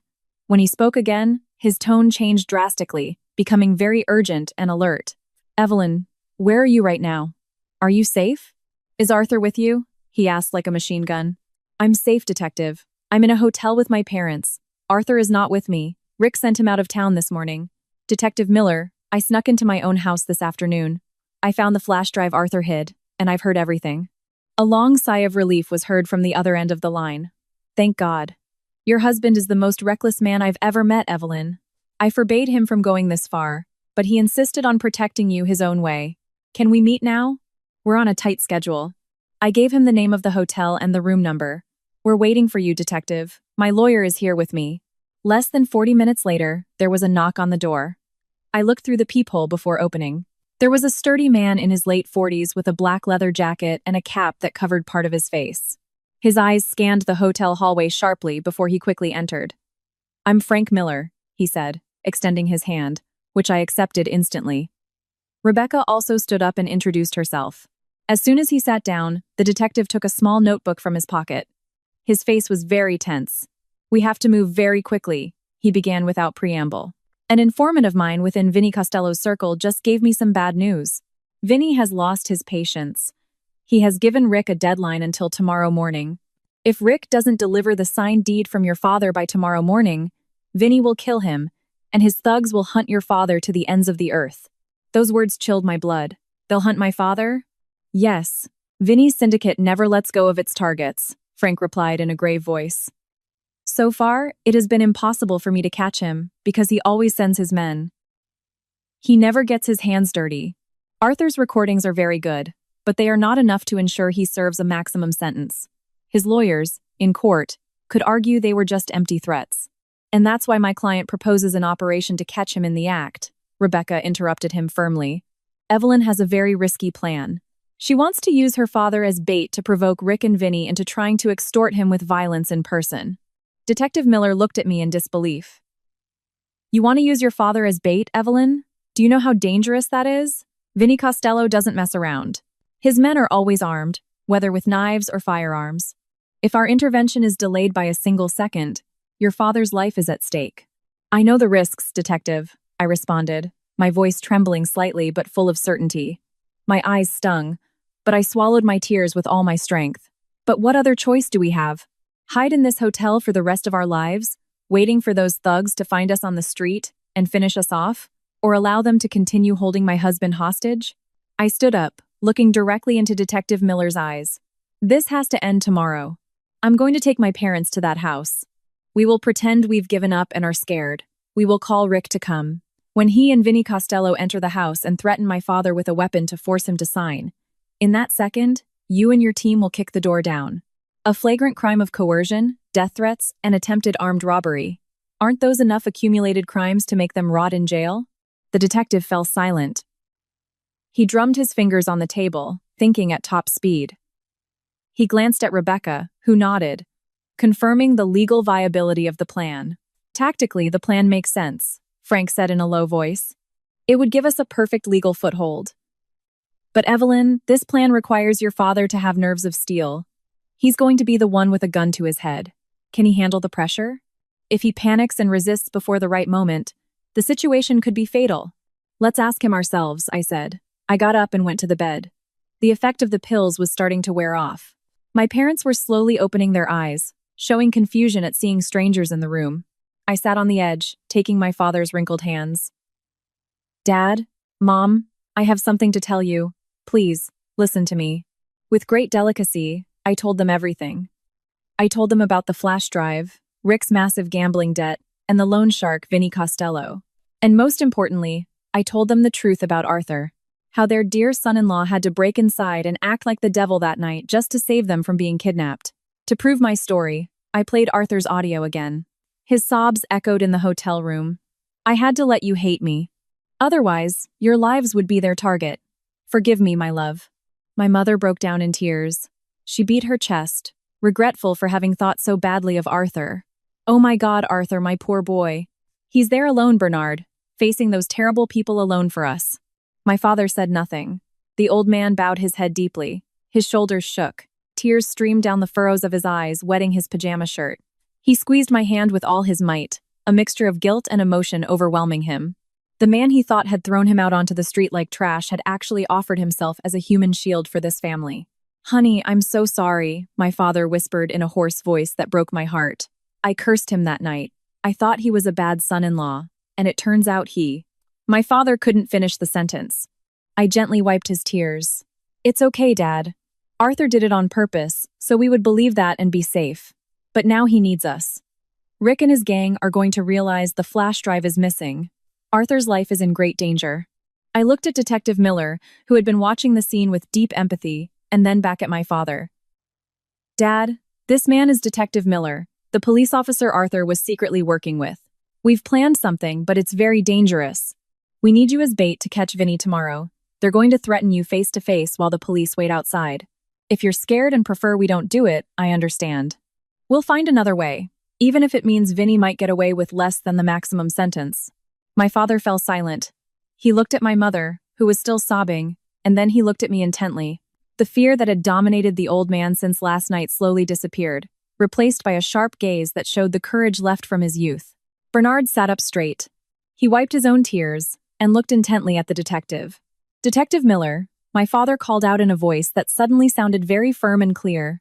My son-in-law threw his dignity away and risked his life to protect this useless old man.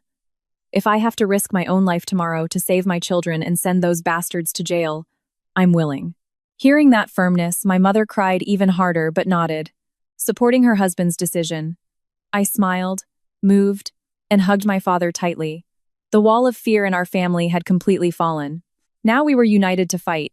The detective nodded with great respect towards my father. Your courage is incredible, Mr. Reed. I swear on my life that my team and I will not let them touch a hair on your head. Frank then turned to Rebecca and me, his face once again adopting the cold, calculating expression of a commander of an operation. All right, let's start with the tactical preparation. Evelyn, tomorrow at 9 a.m., take your parents to the house. Call Rick. Tell him you're giving up and handing over the house if they stop bothering your family. Rick will be ecstatic and will immediately call Vinny to come for the signing. Frank pulled out a small black device the size of a button and handed it to me.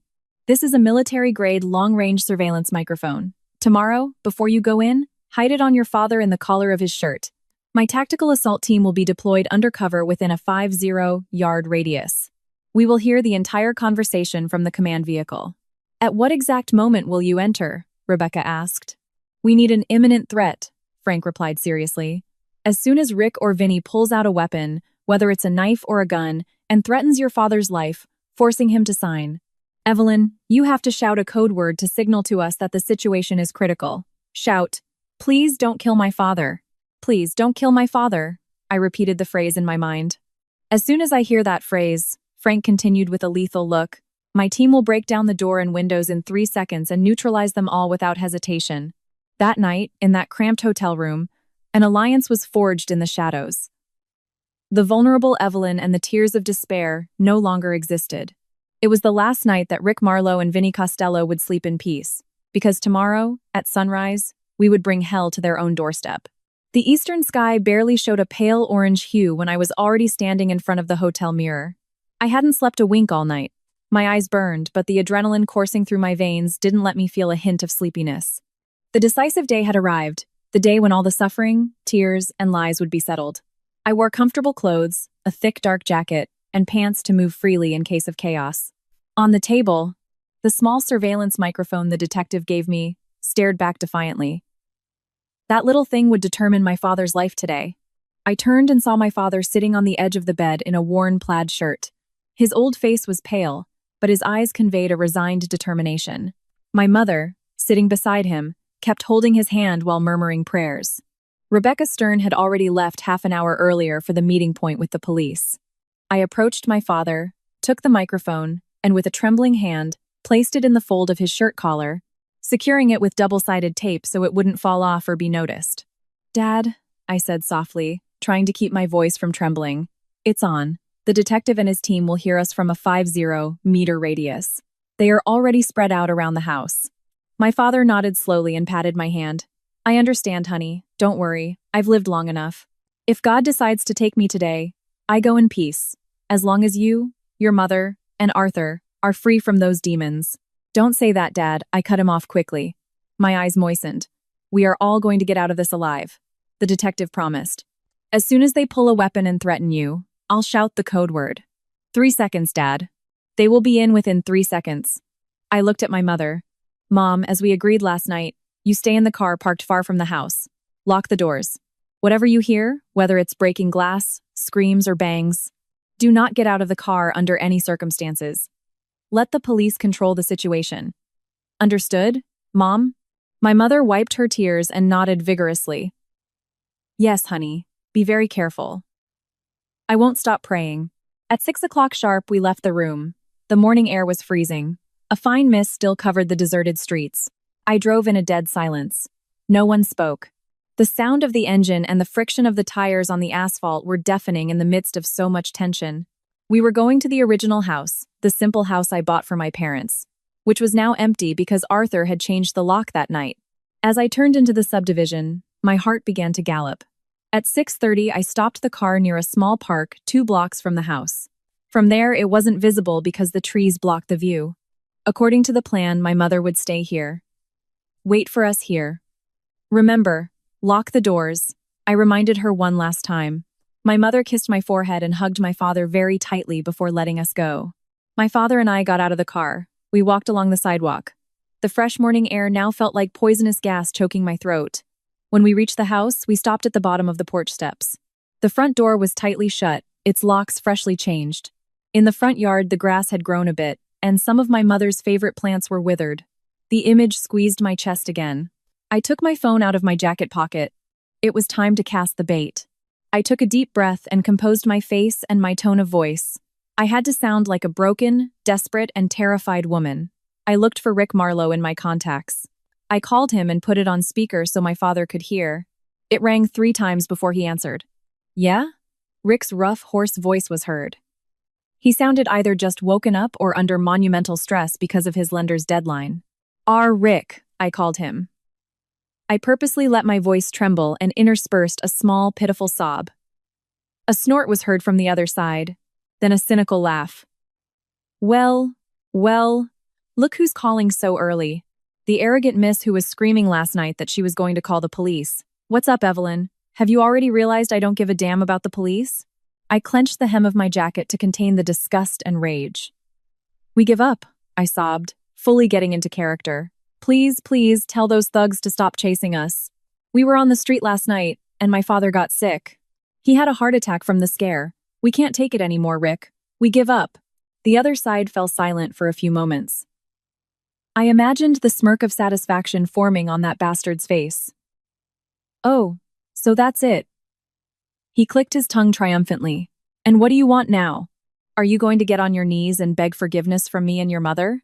I'll have my father sign whatever is necessary, I said in a pleading tone. Keep the deed, take the house, take everything. We've written it off as a loss. Just promise me that after this, you will never bother our family again. Let us live in peace. Perfect. You're finally using your head. It didn't have to be this hard, Rick exclaimed, euphoric. The bed was heard creaking. He had probably jumped out of it. Where are you? We're on the front porch of my parents' house, I answered hesitantly. We're locked out. We're getting very cold out here, Rick. Don't move from there. Wait for me there, he ordered, very agitated. I'm on my way with the power of attorney, and I'll also bring the boss so he can see with his own eyes that this matter is settled. Don't even think about calling the police or screaming, or the thugs on the corner will break your father's neck in an instant. Understood? Understood. We'll wait. Please, hurry. My father is very pale, I begged. I lowered the phone. My feigned panic vanished instantly, replaced by an icy glare. I looked at my father and nodded slowly. He bit, Dad.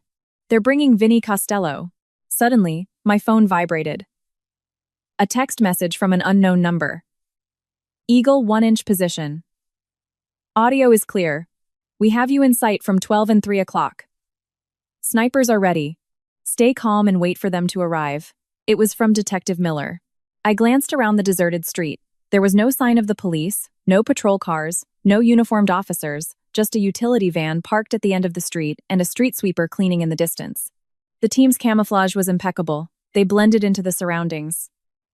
We sat on the concrete step of the gate. The minutes passed in slow motion. This was the most agonizing part. The waiting. The feeling that time was crawling was like a ticking time bomb destroying my nerves. 7, 15, and nothing. 7:30. Everything was still silent. I started to sweat cold. My brain projected the worst-case scenarios. What if Rick suspected? What if Vinny ordered a sniper to take us out? And Arthur? Rick said he had sent him to Toledo, but what if he brought him along? If Arthur was among them, this would be 1,000 times more chaotic. I looked at my father. He had his eyes closed and his hands on his knees, trying to regulate his breathing. He was 65 years old. Seeing him face such brutal terror broke my heart. 7:45. Suddenly, the morning silence was shattered by the roar of approaching engines. My heart skipped a beat. I jumped to my feet and pulled my father's arm to do the same. At the end of the street, 3 large black SUVs with heavily tinted windows appeared. They came at full speed through the residential streets, like beasts hunting their prey, and screeched to a halt right in front of the gate. The screech of the tires pierced the ears. The time bomb had just exploded. The car doors flew open almost simultaneously. From the 2 rear cars, 6 immense thugs in worn leather jackets got out. They looked like killers. Some were directly carrying iron baseball bats, and one of them moved his jacket aside, revealing the handle of a machete in his belt. They deployed quickly to block the street on both sides, surrounding my father and me. Then the passenger door of the first SUV opened. The first to get out was Rick. He was smiling from ear to ear. He wore a clean shirt and carried a brown leather folder. From the back door, the mastermind behind this whole nightmare emerged. He was a tall, thin man with already graying hair. He wore an expensive gray suit, but his face exuded pure cruelty. He had a scar crossing his left cheek. His eyes, sharp as blades, looked at us like 2 cornered mice. There was no doubt. It was Vinny Costello, aka the Hammer, the untouchable mob boss. "Well, the stubborn family is finally here," Rick exclaimed triumphantly as he approached the gate that separated us. "Good morning, father-in-law. Good morning, Evelyn. How's sleeping on the street?" "A bit chilly." I swallowed to control my fear. I had to get them to talk as much as possible. I looked at Rick with a pleading face. "Rick, where are the papers? Let my father sign and that's it. Leave us in peace, please." Vinny Costello slowly walked towards Rick.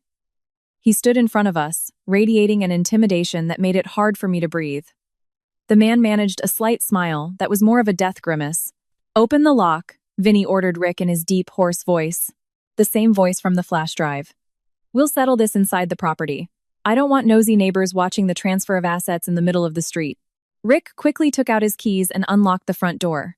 2 of Vinny's henchmen stepped up, brutally grabbing my father by the arms and dragging him toward the open doorway. "Dad!" I screamed, feigning panic. "You shut up!" one of the thugs snapped at me, pushing me so hard I almost fell backward. Vinny and Rick entered the yard. The thugs spread out across the lawn and driveway, blocking our path to the street. Now there was no way out. We were in the lion's cage. Vinny stopped in front of the porch, looking at my father, who had been forcibly seated in one of the old wooden chairs from our past life. "Rick told me you've finally come to your senses," Vinny said coldly, taking a cigar from his pocket. "Good, that way I don't waste my time. Rick, get the papers."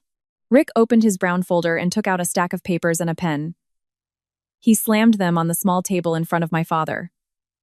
"This is the power of attorney and the quitclaim deed," he spoke with contempt. "We have a corrupt notary waiting to stamp them. You just have to sign on every page. Do it now." My father looked at the documents. As I had instructed him last night, he couldn't sign directly. He had to offer a little resistance so that Vinny would make the death threat. This was the critical moment. If the microphone broke or didn't pick up the words, all our effort would have been in vain. My father lifted his wrinkled face, looking intently at Vinny. "How do I know you'll leave my children in peace after this?" My father asked in a trembling voice but maintaining firmness. "You're criminals. I refuse to let the house my daughter paid for with her sweat be used to pay your gambling debts." Rick's face turned red with anger. "Hey, stupid old man, don't ask so many questions. Just sign already. Is it that hard?" But Vinny Costello raised a hand, ordering Rick to be quiet. Vinny's grimace disappeared, replaced by a sinister expression. He took a step towards my father. "I don't think you've understood your position yet, Bernard," he hissed in a very low tone. He snapped his fingers, giving a signal. At the signal, the thug standing next to my father quickly pulled a butterfly knife from his jacket. The click of the metal blade unfolding was heard. The thug placed the cold, sharp blade right on my father's neck. The tip pressed slightly against the fragile skin, and a small drop of blood began to appear. My breath caught. This was no longer theater. It was a very real threat. Absolute panic seized my throat. My father winced in pain but did not beg for mercy. He continued to look Vinny in the eyes. Vinny leaned in. bringing his face close to my father's. "Listen to me very carefully, old man," he threatened, emphasizing each syllable with absolute hatred and authority.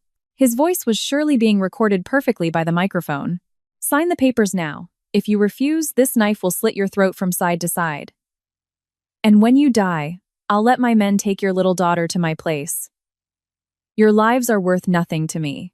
The moment had come. The conditions were met. There was an explicit death threat with a bladed weapon, and the police were recording it live. I closed my eyes, gathering all my strength and all the air in my lungs. My heart was beating so hard it hurt. I opened my eyes and looked Vinnie Costello in the face. And then, with a shrill voice that broke the morning silence, I screamed the code word at the top of my lungs. "Please, don't kill my father." Vinnie Costello frowned. He was confused because my scream had sounded more like a military command than a desperate plea. Rick looked at me like an idiot, and just at that moment, all hell broke loose. 1 second. Vinnie Costello frowned in confusion. His cruel smile vanished when he saw my reaction. He looked at Rick, who was still paralyzed with his mouth half open. 2 seconds. The thug holding the knife to my father's neck flinched. He loosened his grip slightly. The morning wind stopped blowing. The silence was so thick it felt as if time had stood still. 3 seconds. Boom! A tremendous, deafening explosion erupted just outside the gate. A dense cloud of white smoke obscured the view. Crash! The utility van jumped the curb, plowed through the wooden mailbox, and screeched to a halt right on the front lawn. And it wasn't by a normal car, but by the utility van that was previously parked down the street. The back doors of the van flew open, and dozens of police officers from the intervention unit, dressed in black tactical gear, bulletproof vests, and assault helmets, came rushing out like a pack of hungry wolves. They were armed with assault rifles. At the same time, from the side and back walls, several agents jumped into the yard, shouting orders that echoed everywhere. "Police! Drop your weapons! Everybody on the ground!" The powerful voice of Detective Frank Miller boomed through a megaphone, silencing the chaos. Everything happened at the speed of light, like a lightning strike in broad daylight. The thug with the knife panicked and tried to raise his weapon, but suddenly, a sharp pop echoed from the side of the porch. Zap! 2 taser prongs fired by an advancing SWAT officer slammed into the thug's chest. The big man convulsed violently, howling in pain, and the knife dropped harmlessly to the grass. Taking advantage of the opening, I threw myself forward, grabbed my father's shirt with all my strength, dragged him away from the thug's reach, and covered him with my body. "Get down, Dad!" I yelled as I hugged him on the ground. Around us, a very one-sided battle was erupting. Detective Miller's team swept the yard in seconds. The few thugs who tried to draw machetes were kicked down and pinned to the ground. The sound of cracking bones, cries of pain, and the consecutive click, click of metal handcuffs composed the sweetest symphony of victory for my ears. Vinnie Costello, the untouchable boss, tried to maintain his composure. He reached into his jacket to pull out a pistol. But before he could pull the trigger, Detective Miller lunged at him from the flank. The veteran detective slammed Vinnie's body against the hood of his own black SUV. He twisted his arm back sharply, wrenching a choked groan from him. "Vinnie Costello, you are under arrest for extortion, attempted homicide, and illegal possession of a firearm. Today, your right to remain silent is over," Detective Miller roared right in his ear as he cuffed him. Vinnie growled with rage, but his face was as white as a sheet. His criminal empire had just collapsed. Amid the confusion, my eyes searched for the man I despised the most, Rick Marlowe. The pot-bellied man was trembling like a leaf. The color had drained from his face. Seeing Vinnie arrested, Rick's cowardly nature came to light. He dropped the folder, turned around, and started running towards the destroyed entrance, trying to flee to the street. But after 5 steps, he was forced to a dead stop. A burly man had just walked in through the cloud of dust from the gate. The man wore a police bulletproof vest over a regular shirt. His face radiated a cold, lethal anger. It was my husband, Arthur Vaughn. Rick's breath caught.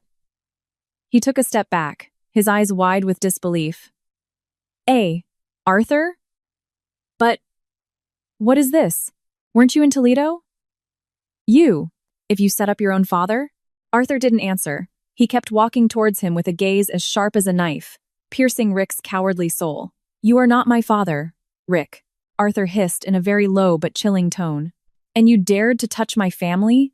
As soon as he finished the sentence, Arthur's right arm flew at maximum speed. and his fist connected with Rick's jaw with a deafening crack. The punch was no joke. Rick went flying and landed face down on the asphalt. Blood started gushing from his nose and mouth. He moaned in pain, covering his shattered face. 2 police officers ran over, threw his arms behind his back without ceremony, and cuffed him. "That punch is for my wife's tears last night," Arthur said, standing next to Rick's incapacitated body. "And those handcuffs, for all your crimes." The morning atmosphere, which until now had been so tense, began to clear. The dust settled.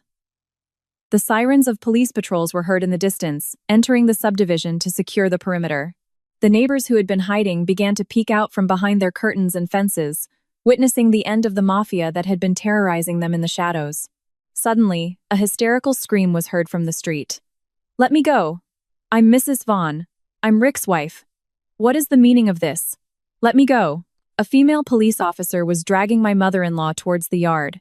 It turned out Sharon had been proudly waiting in the second car all this time to celebrate our eviction. Her perfectly styled hair was now a mess, and her face was red with rage, still not understanding what was happening. But when she saw Rick Marlowe kneeling on the ground, his face bathed in blood and handcuffed, and Vinny crushed against the hood by Detective Miller, her eyes widened. "Rick! Rick! For God's sake, what's happening?" She screamed desperately, trying to break free, but the police held her firmly. Arthur looked at his mother. His expression was a mixture of pity and profound disappointment. He walked towards her. "Arthur, son, help me. Get rid of these crazy people. They hit your new father," she pleaded, trying to touch his arm. Arthur sighed deeply. "No one can help you now, Mom. That man you were so proud of was no successful businessman. He's a small-time con man with hundreds of thousands of dollars in gambling debt. He wanted to sell my in-laws' house to pay his debts. And you know what, Mom? If the police hadn't shown up today, Mr. Reed would be dead, and we would be next." Sharon was stunned. She turned so pale it seemed all the blood had drained from her body, and her lips trembled. "No, it can't be. He said he was rich, that he had many companies. He took advantage of you to get into my house and see what he could steal," Arthur responded flatly. "And you gladly helped him destroy your own son's marriage. You cared more about the dirty money Rick promised you than our own family." Sharon slowly turned her head to look at Rick. He looked away, unable to meet his wife's gaze. Sharon let out a heartbreaking scream, finally aware of her fatal, stupid mistake. She fell to her knees, crying bitterly for her fate, knowing she would be taken in as an accomplice. But Arthur had already turned his face away, no longer caring about his selfish mother. My eyes filled with tears. Watching all this from the porch, I helped my father up, checking that the cut on his neck wasn't deep. "Evelyn." That voice called me, soft, warm, and trembling with longing. I looked up. Arthur was just a few steps away. He took off the police vest and threw it on the ground. He looked exhausted. He had dark circles under his eyes, and his knuckles were wrapped in thin bandages from punching the wall. But when he looked at me, his eyes radiated infinite relief. Without wasting a second, I ran to him. Arthur opened his arms. I threw myself into his chest, clinging to his neck with all my might, as if afraid that if I let go, he would disappear again. Arthur hugged me back even tighter, and buried his face in my shoulder. I could feel his shoulders trembling, and something warm wet my jacket. My husband was crying. The hero who had endured this hell all by himself could finally let his guard down. "Forgive me, Arthur," I whispered between sobs, stroking his hair. "Forgive me for being angry. I know everything now. I heard the recording. You are the bravest person I know." He shook his head slightly, hugging me tighter. "You saved me, honey. If you hadn't had the courage to sneak into the house and find that recording, I wouldn't have known how to keep up the charade. You're all safe now. It's over." Detective Frank Miller walked towards us after handing Vinny Costello over to his agents. He smiled kindly at my father. "Mr. Reed, you were a magnificent bait. You have nerves of steel. The medical team is on its way to treat your neck. But overall, the operation was a 100% success. They are all going to rot in prison." My father nodded, holding a handkerchief to his neck, and smiled, seeing Arthur and me embraced. "Thank you, Detective. And Arthur, thank you, son. I'm very proud of you." I loosened my hug slightly and looked at my husband's face, which was now smiling in relief. The curtain of lies, fear, and terror that had covered our lives had just disintegrated without a trace. On the threshold of this house, which had almost taken my father's life, we could finally breathe again. The morning sun broke through the gray clouds, bringing us the first warmth after the storm. The sirens of the police cars faded as they took the detainees away. The blue flashing lights still reflected in the puddles. This morning, the air in the subdivision felt very different. The suffocating tension had disappeared, replaced by a fresh breeze, and the smell of wet grass. Rick Marlowe and Vinny Costello had already been put into separate vans, securely handcuffed. Vinny glared at us from the window, but he no longer scared me. His power was gone. The most painful scene, however, was that of my mother-in-law, Sharon. She was on the asphalt, crying her eyes out and grabbing the hem of Arthur's pants. Her face was a mess of smeared makeup, and she knew she was cornered. The police considered her a key witness, but she would surely be investigated for complicity. "Arthur, help me, son. I'm so sorry. I promise I'll never meddle in your life again," she pleaded in a hoarse voice, pulling at his pants. "Tell the police I didn't know anything about murders. It was Rick who tricked me. Don't let them put me in jail." Arthur looked at his mother, his breath hitching. I, beside him, took his hand to give him strength. I knew how devastated he was. As bad as Sharon was, she was still his mother. He crouched down to her level and gently but firmly removed her hands from his pants. "Mom," he said, holding back tears with a definitive tone, "I warned you so many times about Rick, but you preferred to be blinded by greed and helped him kick my in-laws out onto the street. If the police hadn't arrived today, Mr. Reed would be dead, and my life would be destroyed forever." Sharon cried desperately, shaking her head helplessly. "I'll get you a lawyer so you have a fair defense in court," Arthur continued, standing up. "But I'm not going to use my connections to get you off. You have to face the consequences. You have to learn that you don't trade family for money." He turned away, refusing to look at her. Two female police officers lifted Sharon up and put her in a patrol car. Her cries faded until the door closed. When the last police car left, an unmarked police car approached. The back door opened, and my mother, Diane, came running out. Detective Miller had sent for her from her hiding spot after declaring the area completely safe. "Bernard!" My mother cried and hugged my father tightly. She wept her heart out as she checked the bandage the paramedics had put on his neck. "Oh, for God's sake. I heard everything on the police radio. I was so scared I'd lose you." "It's okay, Diane.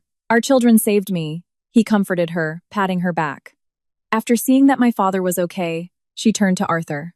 My husband hesitated for a second, perhaps traumatized by the scornful looks from his in-laws from the past nights. To his surprise, my mother gave him a huge hug.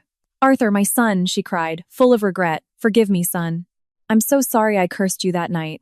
I didn't know you were risking your life for us. Forgive my stupidity."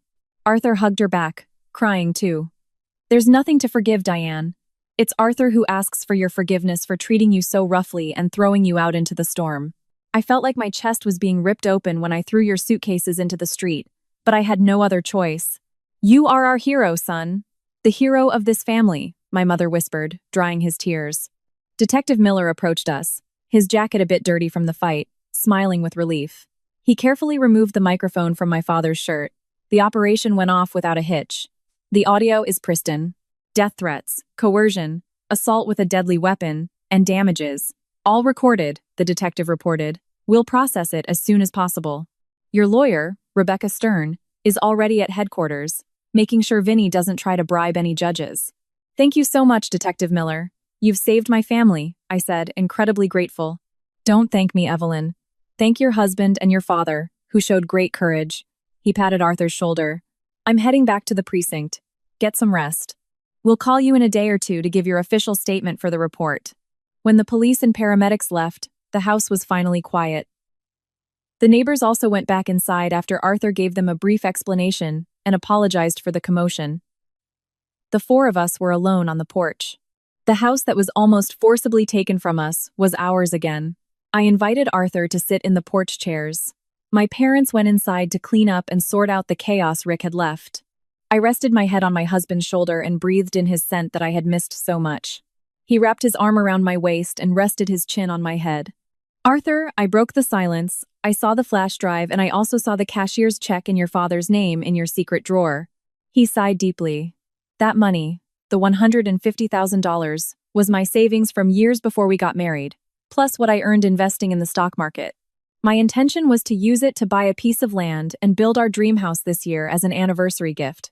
I was stunned. That's why Arthur was always so frugal and never bought himself anything designer. He was preparing for our future. But that night, his voice faded a little.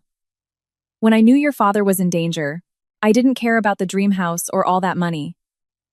I withdrew it all and put it in his briefcase. I was hoping that if Rick's thugs killed me, at least you would have enough money to run far away, buy another house, and live peacefully without me. I sat up, took his face in both my hands, and looked directly into his tired but love-filled eyes. Don't ever talk about dying again, I said firmly, my voice trembling with emotion. Money can never take your place. We don't need money to build our dream house. As long as the four of us are together, without secrets, wherever we are, that will be my dream home. Arthur smiled, a sincere smile that reached his eyes. He leaned in and gave me a long kiss on the forehead, conveying all his relief, his nostalgia, and his love. I promise, honey. From today on, no more secrets. We will face everything together. 1 month passed since the raid that morning. The legal process was very quick, largely thanks to Rebecca Stern's skill in preventing third-party interference in the case. The evidence of them being caught red-handed, combined with the witnesses and the recordings, left Vinny Costello's expensive lawyer with no arguments. The judge sentenced him to 15 years in prison for a long history of organized crime that came to light because of this operation. Rick Marlowe got 10 years for extortion, trespassing, and attempted armed robbery. My mother-in-law, Sharon, received 3 years of suspended sentence. She didn't go to jail, but she lost everything to pay the fine and the lawyers. She returned to her hometown, dead with shame. We also didn't forget Maria's help. Arthur and I gave her part of the money as capital to open a business in her town so she could live peacefully without having to be a housekeeper again. That night, it rained again over Chicago. The sound of the drops against the window was even pleasant. But it was no longer a rain that brought terror or the memory of wet cardboard in a cold doorway. I came out of the kitchen with a huge pot of hot beef stew. In the dining room, the simple wooden table was filled with side dishes and bread. My father was sitting at the head of the table, laughing out loud at one of Arthur's jokes. My mother was serving her son-in-law a heaping plate of stew with great enthusiasm. The cut on my father's neck was barely noticeable. Seeing that scene from the kitchen doorway made me pause. My heart filled with immense warmth and overwhelming gratitude. Our family had been on the verge of breaking. Deceit and fear had almost destroyed our trust. We were thrown onto the street, we were trampled on, and we were threatened with death. But no matter how strong the storm was, it turned out it wasn't powerful enough to uproot the roots of love that bound us. My husband's sacrifice had created a new foundation, and our family was now more indestructible than ever. Evelyn, come quick, honey, the stew is getting cold, my father called out to me. Yes, honey, sit next to me, Arthur added, giving me the most beautiful smile in the world, one of those that made me fall in love with him over and over again. I'm coming, I answered happily. I approached, placed the pot in the center of the table, and sat down next to him. We said grace for the food. Outside, the biggest of deluges could fall if it wanted to, but in here, under this roof that we had defended with blood and tears, we had finally found the safest place in the world. We had returned home, to the warm embrace of a real family.